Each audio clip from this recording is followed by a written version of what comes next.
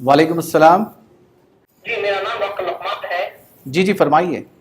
जी, मेरा सवाल ये था कि रोयत हिलाल के बारे में सवाल था मेरा, कि कुछ लोग हमारे यहाँ पर एरिया में रहते हैं, तो वो लोग सऊदी के हिसाब से रोजा रखना पसंद कर रहे हैं। कुछ लोग ऐसा ग्रुप बना के सऊदी के हिसाब से यूनिवर्सली एक ही फॉलो करना है, बल्कि इस तरीके से रह रहे हैं।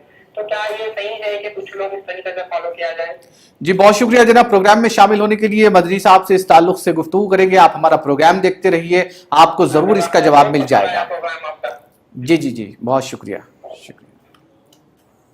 जी हाँ, जी आजकल बिल्कुल। भी ये भी मसला चल रहा है। रुइयत के ताल्लुक से कहा जा रहा है कि चूंकि आप जिस वतन में हो, हमें भी इस बात की ताकीद है, तो इस ताल्लुक से ये पूछ रहे हैं कि क्या इस तरीके से जायज़ है कि आप जिस मुल्क में हो वहाँ की रुइयत के हिसाब से आप रोज़ा रखें, या फिर सऊदी की रुइयत के हिसाब से आप हिंदुस्तान में रहते हुए रोज़ा रख सकते? क्या ये जायज़ है? क्या ये जो आजकल रिवायत आम हो चुकी है, ये चलन आम हो चुका है? इस ताल्लुक से वो सवाल कर रहे हैं।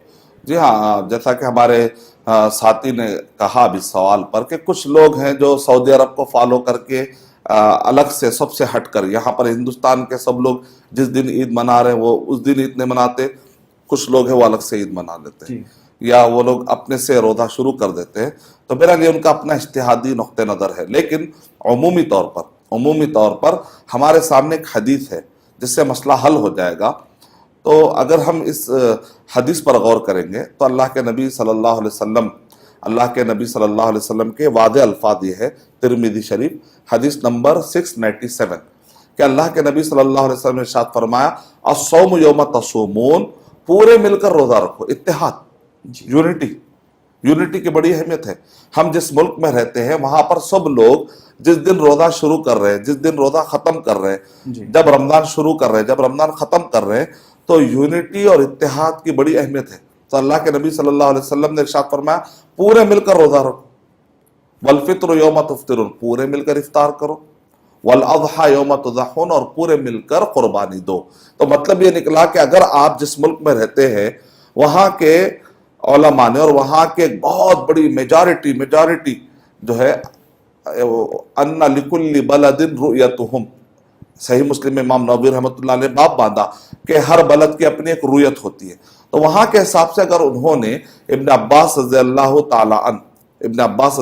ताला अन के फतवे के मुताबिक अगर उन्होंने फैसला लिया है तो आपको इसका एहतराम करना चाहिए। जिस मिसाल तौर पे हमारे पूरे तेलंगाना आंध्रा में मेजॉरिटी क्या है, यहीं के हिसाब से फॉलो करते हैं, इंडिया के हिसाब से। अब केरला में अगर आप चले जाएं तो केरला की मेजॉरिटी क्या है, सऊदी अरब को फॉलो करती है। तो अब केरला के अंदर कोई आदमी इंडिया के हिसाब से फॉलो ना करे, वरना वहां पर इख्तलाफ हो जाएगा।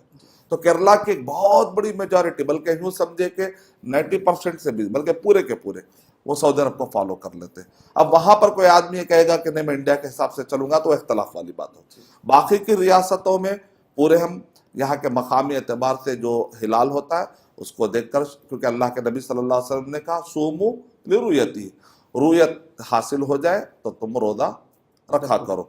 तो इस लिहाज से मकामी रुयत भी इसके अंदर माना आ सकता है।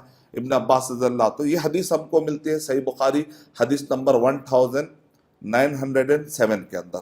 और अल्लाह के नबी सल्लल्लाहु अलैहि वसल्लम ने क्या इरशाद फरमाया 1907 में, इससे पहले की जो हदीस है 1909 में, और ये हदीस है 1907 में, कि अल्लाह के नबी सल्लल्लाहु अलैहि वसल्लम इरशाद फरमा रहे फ़इन गुम्मा अलैकुम फ़क़दुरू लहू सलासीन, कि अगर बादल आ जाए तो तुम 30 शुमार करो, यानी शाबान को 29 के बाद 30 शुमार करो, उसके बाद फिर रोजा रख सकते हैं। तो अब अल्लाह के नबी सल्लल्लाहु अलैहि वसल्लम यहाँ पर ये नहीं कह रहे हैं अगर बादल आ जाए तो तुम ऐसा करो कि घोड़ों को भगाओ, और हो सकता है जहां बादल नहीं है ना वहां जाकर देख कर आओ, हो सकता है कहीं और चांद नजर आ जाए। इस्लाम में इतनी सख्ती नहीं डाली गई, बेतकल्लुफ दीन है, यह बड़ा सादा। अल्लाह के नबी सल्लल्लाहु अलैहि वसल्लम ने इरशाद फरमाया इन्ना उम्मतुन उम्मिया, हम एक उम्मी कौम है, ला नक्तुबु अला नहसिब, हम हिसाब करना लिखना पढ़ना, यानी मतलब ये क्या है, दीन बड़ा सादा है। इतना इसको ईजी रखो कि पहाड़ों पे भी लोग इसको फॉलो कर सके, बर्फ वाले इलाके वाले, अफ्रीका वाले, सहरा वाले सब फॉलो कर सके। आज टेक्नोलॉजी है तो आपको इश्कालात आ रहे हैं, लेकिन इस्लाम हमेशा के लिए यूनिवर्सल है।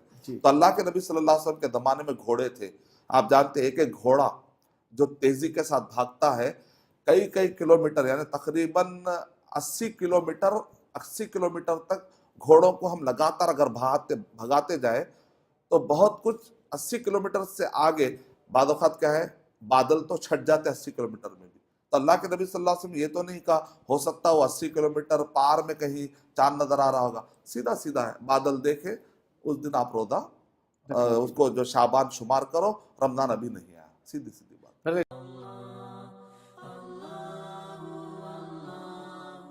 For authentic Islamic information, please log on to www.askislampedia.com.